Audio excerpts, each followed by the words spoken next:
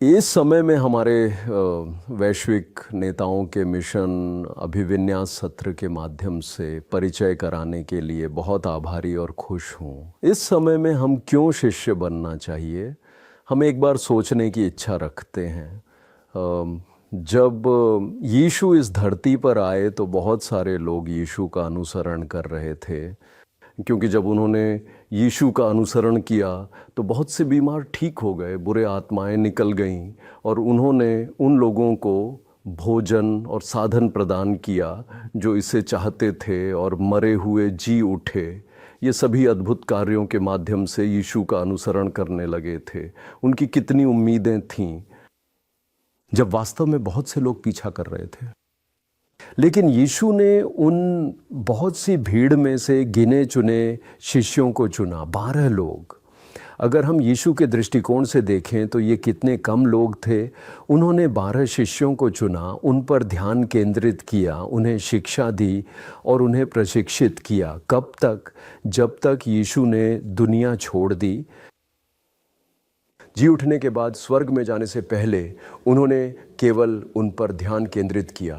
तो फिर क्यों यीशु मसीह का अनुयायी बनना महत्वपूर्ण है? अगर ऐसा है तो क्या हमें इस समय पर ध्यान नहीं देना चाहिए कि कैसे मैंने एक अनुयायी के रूप में जीवन जिया और कैसे मैं एक अनुयायी हूँ? हमें इस पर विचार करना चाहिए, है ना?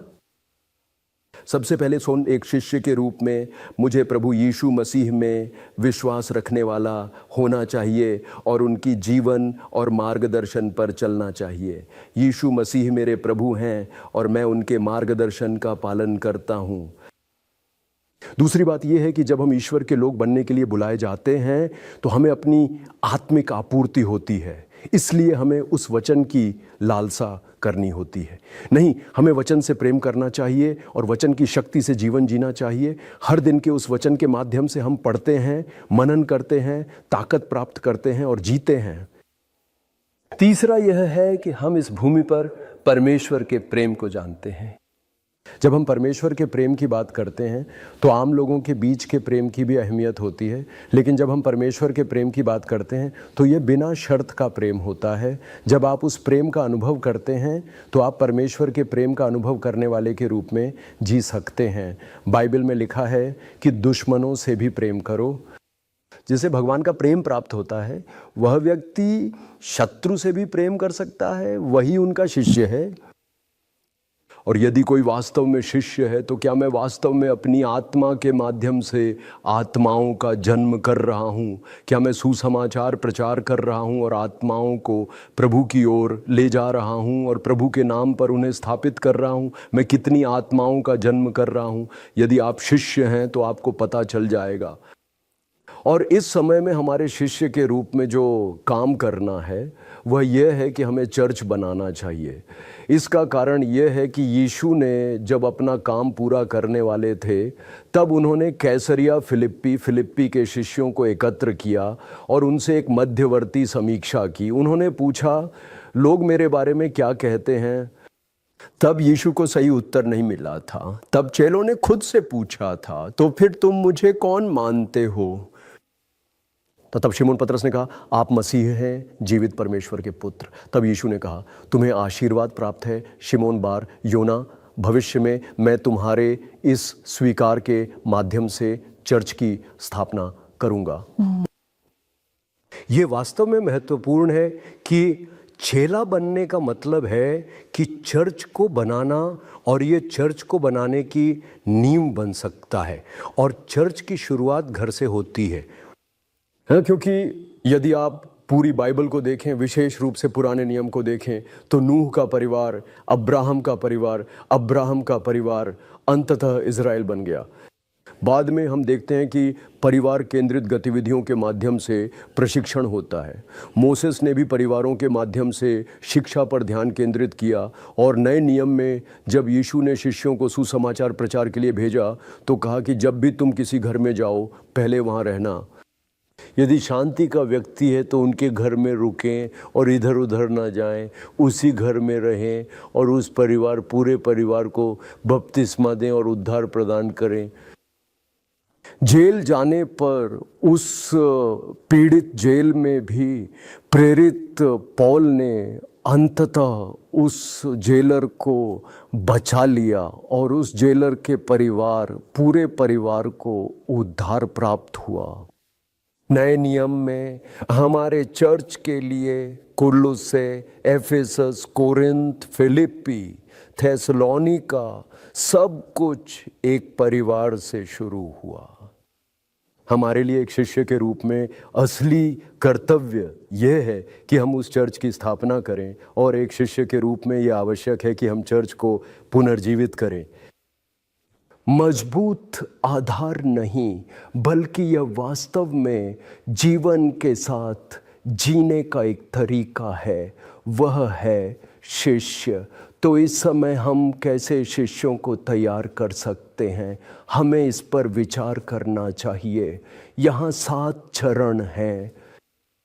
पहला, हमें सुसमाचार का प्रचार करने में सक्षम होना चाहिए। हमें एक श्लोक के माध्यम से सुसमाचार को सही तरीके से और स्पष्ट रूप से प्रस्तुत करना चाहिए, ताकि लोग यीशु मसीह पर विश्वास कर सकें और प्रभु में प्रवेश कर सकें। दूसरा, यीशु में विश्वास करने के बाद हम कैसे जान सकते हैं कि हम वास्तव में बदल रहे हैं। हमें अपनी आत्म जांच की आवश्यकता है। हमें मोक्ष की पुष्टि करनी चाहिए, इसलिए हमें यह जांचना चाहिए कि वास्तव में पुनर्जन्म हुआ है और परिवर्तन हुआ है। यीशु मसीह पर विश्वास करने के बाद स्पष्ट परिवर्तन होते हैं। हमें यह सुनिश्चित करना चाहिए कि हम वास्तव में बदल गए हैं। तीसरा, वास्तव में यीशु में विश्वास करने के बाद अब यह पता चला है कि कई आध्यात्मिक मुद्दे हैं। जब हम दुनिया में रहते थे तो हमें इन चीज़ों का पता नहीं था, और ये दुनिया की समस्याओं और दुष्ट आत्माओं से जुड़े थे, और हमें स्वतंत्रता का आनंद नहीं मिल रहा था। हमें इन सभी हिस्सों में सहायता करके स्वतंत्रता प्राप्त करनी चाहिए। वह स्वतंत्रता देने वाली शक्ति केवल यीशु मसीह के क्रूस और मसीह के लहू में ही है। हमें उसे स्वतंत्र होने में मदद करनी चाहिए। चौथा, और उसके बाद उसे परमेश्वर के परिवार में लाना चाहिए। परमेश्वर के परिवार में आने का मतलब है चर्च। सभी लोग हमारी भूमि पर न केवल हमारी एक राष्ट्र है, बल्कि सभी देश मसीह में एक परिवार है, एक पिता भगवान के अधीन, मेरे प्रभु यीशु मसीह के अधीन एक परिवार है। तो हमें यह सुनिश्चित करने के लिए सक्षम होना चाहिए कि हम क्या परमेश्वर का परिवार है और हम उस परिवार में शामिल हो सकें जो कि चर्च का हिस्सा है। और पांचवा, इसके लिए आवश्यक है कि आध्यात्मिक विकास हो। अब एक यूहन्ना में आप देख सकते हैं कि वहाँ आत्मिक बच्चे, युवा और पिता हैं। हमें यहाँ आध्यात्मिक विकास की आवश्यकता है ताकि हम प्रभु द्वारा दिए गए मिशन को पूरा कर सकें। इसके लिए 3 चीज़ों की ज़रूरत है। यही है प्रार्थना का जीवन, वचन का जीवन, और आध्यात्मिक युद्ध में विजेता बनने के लिए कैसे खड़ा होना है। इस प्रक्रिया में आध्यात्मिक विकास होता है। और छठा, पवित्र आत्मा की पूर्णता। पवित्र आत्मा को जानकर, उसकी पूर्णता को समझकर अब इस पल से पवित्र आत्मा के कार्यों में भाग लेना, उसकी मार्गदर्शन में चलना और ईश्वर की इच्छा को पहचानकर पवित्र आत्मा की शक्ति में जीवन जीना आवश्यक है। आखिरकार 7वां बिंदु यह है कि इस समय एक शिष्य को पुनरुत्पादन का इतिहास होना चाहिए। अब मैं शिष्य बन गया हूँ और मेरे माध्यम से शिष्य बना रहा हूँ, और फिर शिष्य से शिष्य पैदा हो रहे हैं, और शिष्य फिर से सिखा सकते हैं। जब पीढ़ियों के हिसाब से शिष्य स्थापित होते हैं और आत्मिक विकास होता है, पुनरुत्पादन होता है, तभी हम वास्तव में शिष्य बन सकते हैं, प्रशिक्षित हो सकते हैं और सत्यापित हो सकते हैं। अंत में सर, एक शिष्य के रूप में आपका मिशन क्या है? बाइबल कहती है कि शिक्षक बहुत हैं, लेकिन आत्मिक पिता कम हैं। ये केवल एक शिक्षक नहीं है, ये केवल ज्ञान देने वाला शिक्षक नहीं है, बल्कि आत्मा में जाकर प्रभु यीशु मसीह के नाम से आत्माओं को जन्म देना और उन्हें आत्मिक पिता के रूप में स्थापित करना है। एक आध्यात्मिक पिता के रूप में यह आपकी जिम्मेदारी है। दूसरा, और आगे बढ़ते हुए, अब हमारे प्रभु द्वारा दिया गया एक मिशन है। अंतिम महान आयोग में सभी राष्ट्रों को गले लगाने के लिए कहा गया है। क्यों? क्योंकि मसीह में हम सभी, प्रभु मसीह में सभी राष्ट्रों को गले लगा सकते हैं।